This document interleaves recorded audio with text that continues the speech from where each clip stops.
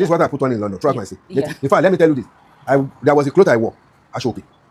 We went out one day to within the London, I think that was a function. When those white, I will show you the photograph maybe before you leave.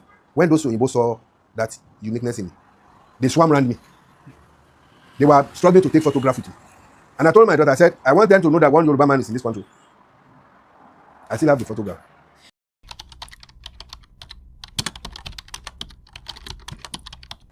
I tested the two sides of life.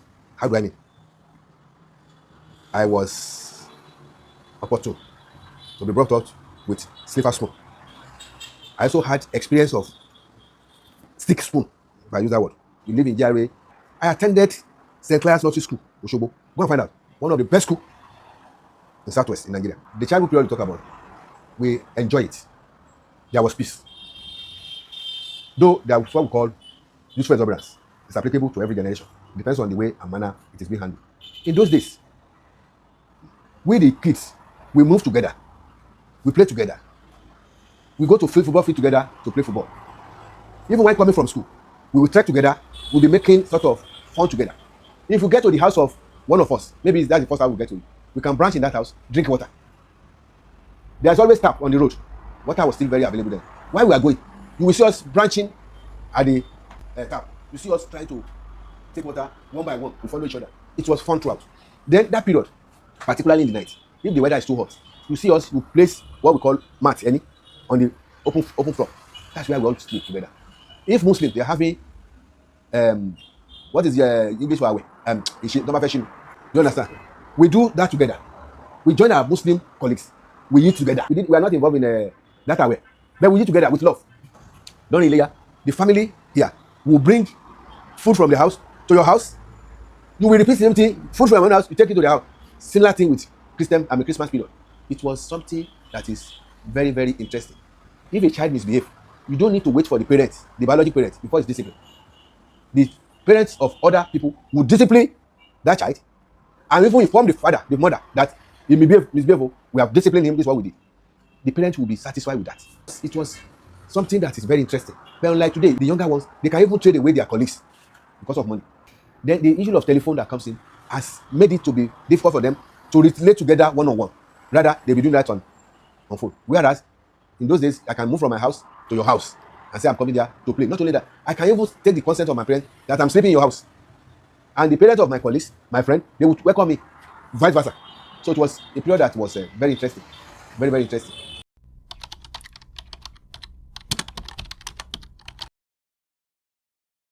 The one we did, we call it Ileye. You use your leg to build what we call a house for the birds. Now, your leg, you use it to build it. You remove your leg, that will stand there. You see, and don't forget again, there are also a number of pranks we play. Then, our stubbornness then was a positive stubbornness. Not a stubbornness that they will be taking you to police station today. They will charge you for, as a youth. No. It's stubbornness about positive stubbornness. You struggle hard to make things done.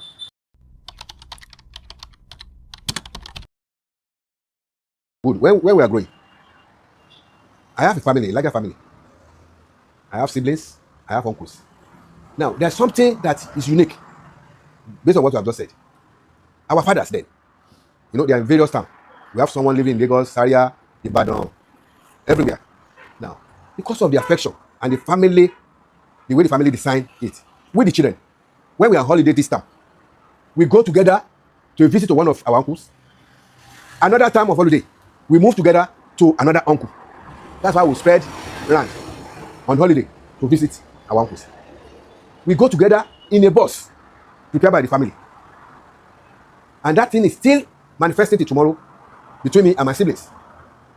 We still relate, we still have that memory, lovable memory. My father, when he was 70, one of his junior brother was 65. I remember very well. And that sticks to my brain till tomorrow. That is family background. We were at the family house in Elisha. I'm an Ijeshaman. My mother is from Abuja here. We were in the house. You know this, every year we go home. That my uncle, who was my father's junior brother, 65-year-old man. My father was 70. When he entered this family house, they didn't tell my son. He prostrated to greet my father at 65. He prostrated to greet my father, who was 75. Who was 70, and he was 65. But your generation, you see that I say hi to an elderly person. Hi. He prostrated. So that thing is in my memory tomorrow. That's why you see me. If you see me anywhere, it doesn't take me time to prostrate for elderly people. Even at my age, I'm in my 60s. But when I meet some personalities that I know that want you now, I still prostrate for them. I don't say because I've attained certain age or level. No, that is one of the lessons I learned when I was growing up. So that thing is also extended to me and my siblings. If you see, at the point I have some of my there's one in Badon. When he greets me with prostrate, she is over 50 now. I was at the point I told her, I said, "You are embarrassing. How much you prostrate for me in the public?" Because that's the way we are brought up.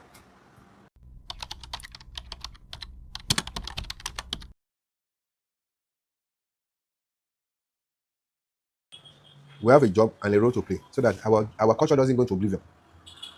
And that's another challenge. And to address that, your generation should be advised or encouraged to retrace their step. Look, my daughter that is in UK, I mandated her and the husband. Like your child, let them speak English in school. When you get home, speak Yoruba to her. And they adhere strictly to what I said. So most of them, when they are at home, they speak Yoruba. When they call on video, when I want to talk to the girl, to the baby, I speak Yoruba. He may not be able to respond because of the age in that language, but we understand what you are saying. It will only take time. Okay, you said, you call her name, said, did they come over? You know, because of that age, he may not be able to quickly respond to a motibo. But he's aware that you said you should stand up from that place. He will leave. So with time, we will know what should be the response. And that's happening. So it is now therefore, particularly those of them in other countries. You don't throw away your culture while there. That's why I give it to the Hausas and the Igbo. There's nowhere they go in the world. They speak, their children will speak their language. If you notice very well, their dialects rather. So we should also cultivate that habit, particularly Yoruba. We must try as much as possible, not only us, even if your generation, you must equally encourage your peers on the need to make sure that the culture, the heritage, is not going to oblivion.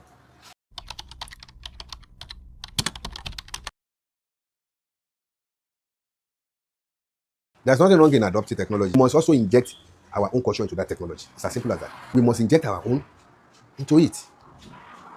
Now, if you look at it from this angle again, the issue of culture, like Riley said, is about community involvement. Despite the fact that the technology is there, and I still say that we can also inject our culture into it. Now, let's start from the school. If government make it mandatory that culture, tradition should be part of the subject, it is also good because it will continue to be in the brain, conscious. But if you do away with it, that's where the danger is. So if I have the opportunity, we must make it compulsory in our educational system. Because it is true that you learn many things that have to do with culture. I recall that when we are growing up, we have the books we call Alawiye, and this is the things that gave us the opportunity to know many of these Yoruba things. It will motivate the younger one to show interest in the culture. That's why I said it should also be injected in the technology. Even the technology you're talking about. If I want to watch anything that has to do with culture now, you can easily get it.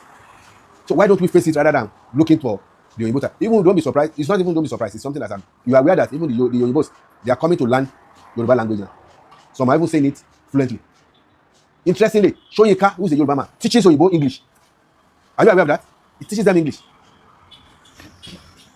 That's to let you know that we need to do both the government and individual, and you, your generation, should encourage yourself on the need to retrace your step. Everything should not be about Yoruba. Before you know it, you may lose level. And if you are not careful, this Oyibo will still come back to be teaching us Yoruba. If you are not very careful. I know Oyibos who are beating drum now, perfectly, more than even the owners. And I record that before now, until tomorrow. You know the drum we call talking drum. It still amazes Oyibos till tomorrow. They don't know the source up to tomorrow. You know what amazes them? You know you can use that drum to talk. I can use it to call your name. I can use it for Yoriki. So when Oyibos start hearing using talking drum to call his own name, they always amazed. But they don't get it now. They made attempt. That's why they are going for this drum band, whatever. But it cannot be like that till tomorrow. You can't compare the talking drum with that. But this one, you have started learning that thing, and I discovered that some of them are even beating drum. There's nothing wrong there because we also get part of their culture. There's nothing wrong if they get their part, but to be very sad for them to be teaching us our culture. So we need to trace our steps. For that one, nobody needs to tell you have to read. You know what will be the end result if you fail to face your studies. You face your school squarely, you face your studies squarely. You ignore certain things. When you have to do any social activities, you do it with love. Not that you are trying to cut corners. Imagine these days, parents will be looking, they call it a special school for their child to pass the examination. Nothing like that in those days. If you don't pass, you will do it again. You have to improve. You pass. before you gain admission to higher institution.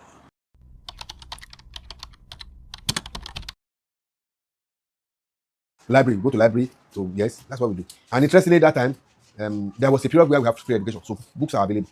It's about the books. You buy books. Okay. It is that books we need. There's no internet. You can't go into Google and say you want to. No, it's purely books. There's another thing. You go extra mile. You read. That's what we call burning candles, night candles. You read. Do you know why we're in school there? At a point I want to read, if exam is coming, you get a bucket of water, put your leg inside, so that you have cool body. Not only that, ignorantly, so to say, at times we take what we call Nescafe. Nescafe will not let you sleep so that you can read. Though it has its own disadvantage. It was done ignorantly. I'm only telling you what happened those days. You want to read overnight, so that I don't sleep, you take Nescafe. It has its own demerits, which was not known to us, but it works for us. Then you can put your leg, get water in a bucket, put your leg inside. When your leg is in the water, you won't sleep now. You understand? Because of the cold. You know, so you'll be able to read. Those are the things we do that day. Not if you just wake up, pick your phone, you Google. That won't bring laziness. That's the way we find ourselves now. That's the difference.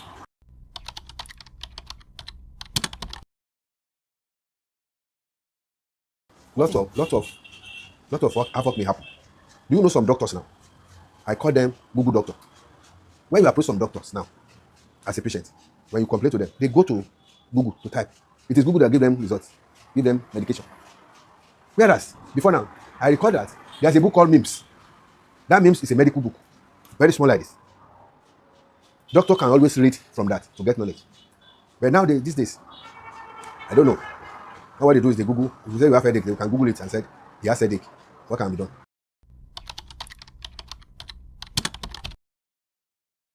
We'll take it the way it is, because if you talk about humanity,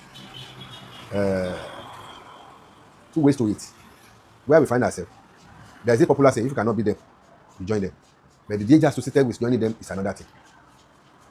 Because now, okay, for example, before now, when we talk about journalism, it's about newspaper. What happens today, you read it in the newspaper tomorrow. But with the advent of technology, as it happens now, in another 10 minutes, it's all over the world. So it has its own advantage. You understand? But before that, you wait till tomorrow, you're now looking for vendors to buy newspaper, to read incident that happened yesterday.